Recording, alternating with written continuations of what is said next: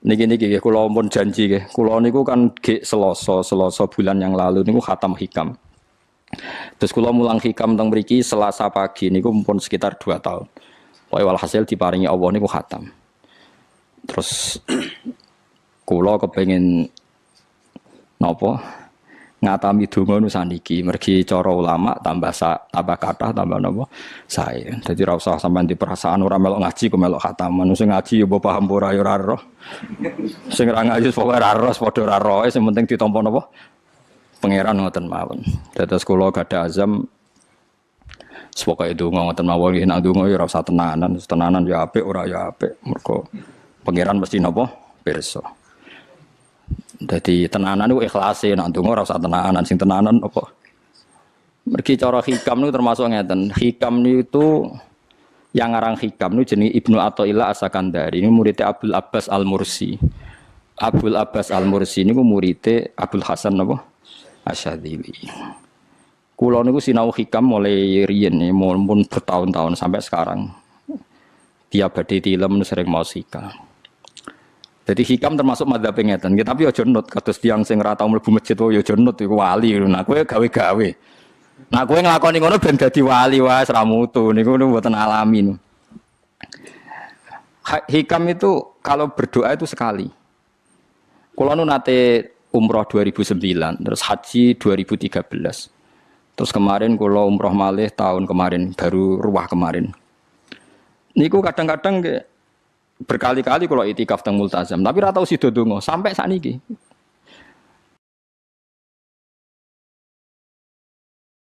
Mergo donga mbok pisan tok, anggere donga neh. Lho pangeran ijek eling kok tak elingno. Mergo hikam termasuk mengingatkan gitu, kamu kalau doa itu jangan ulang. Karena yunabbahu iku man yajuzu alil ikhfal, yang boleh diingatkan hanya orang yang mungkin lupa. Allah ora bakal lali kok mbok elingno. Dadi kula anggere ning ngarepe multazam pe donga. Lho dong aku wingi pangeran cek eling. Ya wis ra sida dong. Wah agrape dongone, tapi ndak gawe-gawe lho, saya asli, maksudnya asli. Agrape dongone. Kan cek eling kok. Ya wis.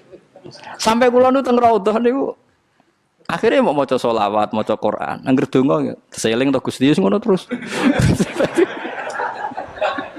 Dadi yo pancen unik, wong wali ku unik. Aja gawe-gawe lho, tapi aja nut kula. Cuma pancen hikam adabe ngoten. Wa inna mayunabba wa amne din elingno sapa man wong ya juzu kang oleh ali ngatasi man apa alif falali. Sing oleh mbok elingno zat sing kemungkinan lah wong ora tau lali kok amen mbok elingno. Wingi mbok omongi, saiki mbok omongi. Lho cara kowe diutang ditagih terus iso eling. Dadi hikam adabe unik.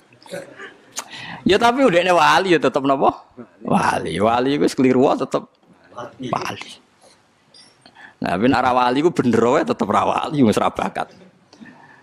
Tapi aja gawe-gawe lho, syaratnya napa? Syaratnya aja napa? Gawe-gawe. Iki kula sering diprotes wene. Gus ora tau ora jenengan donga. Jare sapa ora donga? Wingi sedonga. Kok ora donga nah? Jeleng. Kadang kula yang ngerasa dosa tapi piye kadang tengah ati ngoten ya akhire ya ora roh.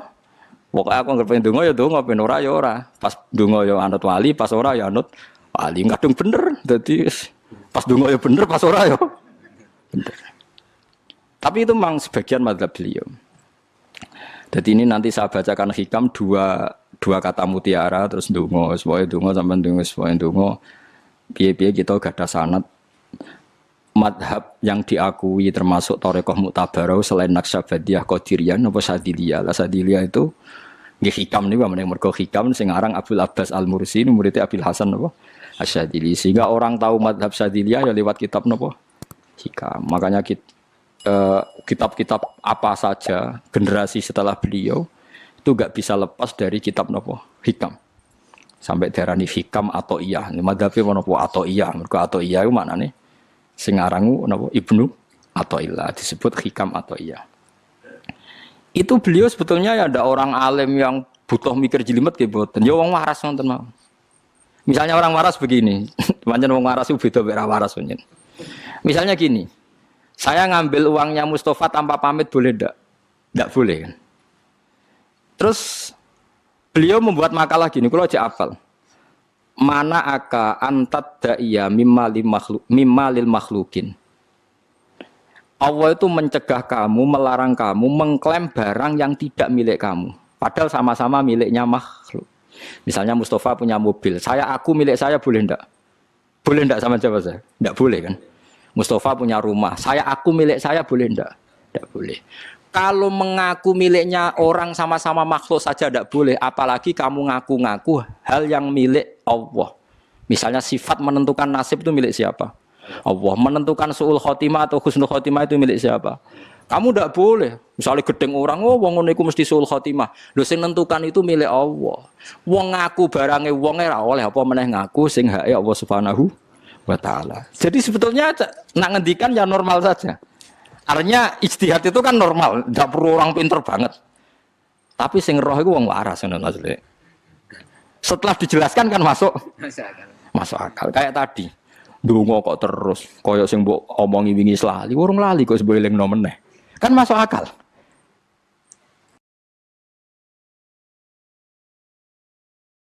Tapi kok janut aku, mergo wis asli, ora asli. Wong anut-anut kan mboten napa. Dadi ini kula waca kalih mawon nggih, kenangan kula ben dadi nggih kenangan kula napa makalah sanggeng napa hikam ya. Iki kula waca Arab e mawon. Engko napa? Bismillahirrahmanirrahim. Kula nak maca malah bingung, biasa apalan malah maca. Jadi piyambake ngendikan mana aka antatta iya male salaka mimalil makhlukin afayubihu laka antatta iya wasfahu wa rabbul alamin. Di Allah ngelarang jenengan mengaku barang yang miliknya orang lain, apalagi ngaku-ngaku hak sing miliknya Allah Subhanahu wa taala. Sehingga kita tidak boleh misalnya maksud noti yang wong iku mesti celoko, nyelakano orang itu hak sinten? Hak ya Allah. Kowe ora usah GR sok ben mesti bener, iso wae saiki bener sok ben salah. Kamu juga enggak usah merasa salah, iso wae saiki kira saleh sok ben saleh. Ya sudah itu hak ya Allah, sudah ada itu. Terus ngendikane beliau ini Ilahi kulama akhrosoni lu'mi antokoni karomuka. Gusti ketika saya didiamkan oleh kesalahan-kesalahan saya, antokoni karomuka, maka saya digerakkan oleh sifat lomane jenengan. Itu perasaannya hikam. Misalnya sampean ngerasa dosamu akeh terus rawani donga, ngerasa salahmu akeh terus ngerasa ora ahli swarga. Niku jare hikam, Gusti kula nak eling salah kula kok ora pantes mlebu swarga. Tapi nak eling lomane jenengan nggih pantes mawon. Lha iku dindut wong ngono niku wis dindut. Dina eling dosamu sampean akeh kan gak pantes mlebu swarga. Tapi nak eling jembare rahmati Allah nggih pantes mawon. Ilahi kullama akhrasani lumi antaqani karomuka. Wa kullama ayasatni ausofi atma'atni minnatuka. Ketika saya putus asa karena sifat-sifat saya yang buruk, maka saya akan digerakkan lagi punya harapan karena saking melimpahnya nikmate jenengan to peparinge jenengan. Terus beliau di sarah-sarah dicontohkan. Saat Umar masih kafir itu pernah gak minta jadi muslim kan enggak, tapi ketika Allah menghendaki dia jadi muslim maka jadilah Umar seorang yang muslim. Jadi orang tanpa keinginan pun kalau Allah menghendaki baik ditarik yang menjadi baik. Artinya kamu jangan percaya wong aku apik ya dadi wong apik piye, wong aku ngene. Wong sing ora tau niat apik wae iso diapikno pangeran kados sinten Sayyidina Umar. Sunan Kalijaga ketika nggarong ning gone Sunan Bonang niate ya untuk emas. Niate wae elek, tapi ketika Allah ngersakno dadi apik ada takdir yang memandu dia jadi apik, bahkan dadi wali. Itu fakul lama ayasatni ausofi, ketika saya diputus asakan oleh sifat-sifat saya yang buruk, maka saya akan diharapkan lagi, diberi tomak, diberi harapan oleh banyak peparingnya napa jenengan. Jadi intinya kalau suwun khasnya madhab Sadili itu melihat sisi positif. Jadi misalnya jenengan sholat misalnya, ini rumah tenan nggih. Misalnya jenengan sholat, potensi gak diterima itu tinggi. Mungkin kita ada ikhlas, mungkin kita tidak tumak ninah, mungkin kita banyak melakukan kesalahan, mungkin eling macam-macam. Itu potensi yang menjadikan kita sholatnya tidak diterima Allah. Tapi cara madhab Sadilah berpikir gitu itu tidak boleh. Kamu harus ingat bahwa sujud ini luar biasa. Banyak orang yang nggak diberi anugerah sujud. Orang bertahun-tahun, berpuluh-puluh tahun hidup kafir tidak pernah sujud. Kamu sekarang ditakdir mau sujud.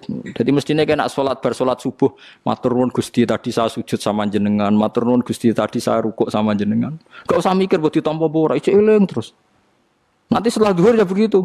Eling terus tadi ditakdir sujud, ditakdir rukuk, ditakdir sholat. Sehingga madzhab Syadziliyah itu sampai mengatakan begini. Orang yang beribadah meskipun sedikit dan yakin bahwa itu peparingi Allah, minnah dari Allah, itu lebih baik ketimbang ibadah banyak plus merasa kurang. Di misalnya Mustafa sholat, bersolat duhur gak marem, mungkin duhurku salah terus berbadiah kok sholat meneh. Sing kula sholat duhur tok ora usah. Saking syukur kula, niku duhur kula makome. Ya nganti saiki duhur kula perkarane ngene iku dene kelakuane cek ngene iku dene. Karena ketika diberi pangeran ora marem. Kurangnya, tapi kurangnya niat elek. Kayak pangeran polisi, ngurang pangeran ra nampa kurang ngene kurang. Pangeran ora diwatak ngoten. Enggak terlalu prosedur, wong wis sujud niate apik yo apik.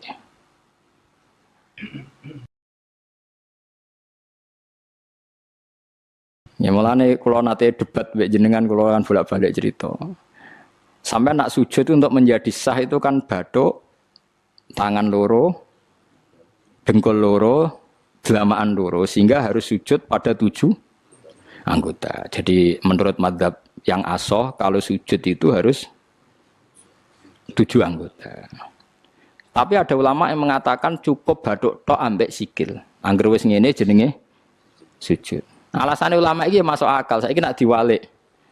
Ana Zaid yang muslim. Bathuke ditemplekno bumi niat sujud ning berhala. Hukume kafir ta ora?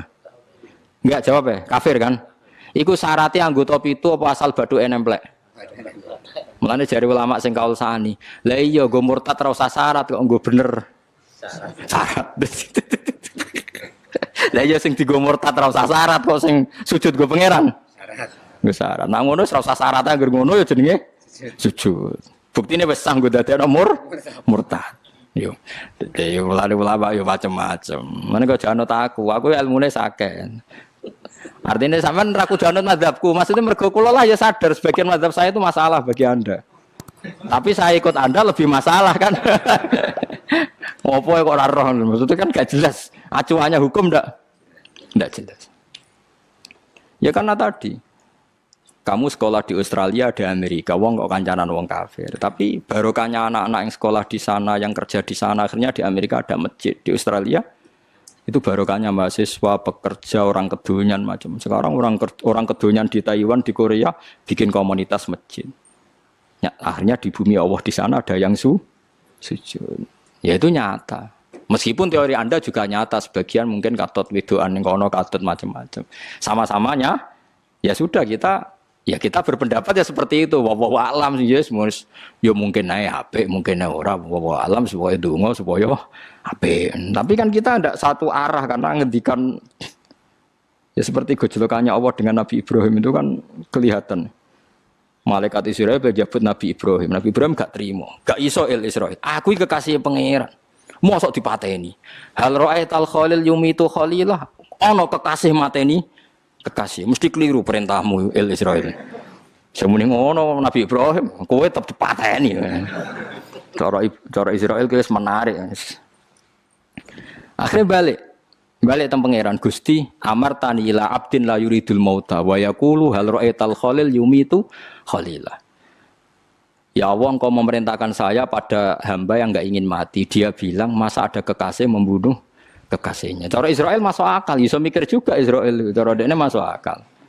Jawab Allah ini. Qullahu jadi, katakan pada Ibrahim, hal ra'aital khalil yakrahu ayyal khalilah. Ibrahim kandhani, ana tah kekasih tapi ra siap ketemu sing dikasih. Artinya kalau tidak berani mati berarti ra siap ketemu. Jadi bilang ke Ibrahim, apakah ada kekasih yang enggak siap ketemu kekasihnya? Dia malah Israel marah dengan Ibrahim, kata Allah, enggak ada kekasih yang benci ketemu kekasihnya. Oh ya, mati saya kira. Nah, itu logika yang terbangun. Makanya dengan perbandingan logika itu akan kelihatan. Pertama koyo-koyo logika Ibrahim itu masuk akal. Tapi ketika Allah ngendikan, ono tah kekasih ra siap ketemu kasihnya. Nah, kitab Mahalli itu kitab yang menjelaskan sekian teori fikih yang tidak mansus ya, saya ulang lagi, yang nggak ada nasnya. Kemudian diulang-ulang oleh cara berpikir tadi. Nah, akhirnya jadi kitab khilafah, ya, kitab ikhtilafat dalam Syafi'i yang paling dianut ulama seluruh dunia. Jika terus Habib Zain Samangke semua ulama itu rujukannya kitab Nawah Mahalli. Ya karena tadi yang nggak ada nas, saya ulang lagi, yang nggak ada apa? Nas itu ada sekian pilihan kaul. Ya sama-sama masuk akal tadi.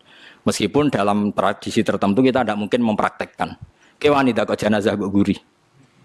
Nak komen takobal wa minna minkum takobal wa. Ya Karim pasti dia kewo Kiai Sabreng. Jenazah iki kok apa? Guri. Tapi saya sekarang mulai curiga dengan di Arab Saudi karena tetap ada sholat gaib tapi mayatnya sudah enggak di depan, enggak di depannya sudah. Kalau menangi rian tentang buku-buku mayat itu di. Tapi itu mungkin karena teknis ya, karena yang mati terlalu banyak dan sering. Musim haji tok umpiro wae keselen dak kok napa.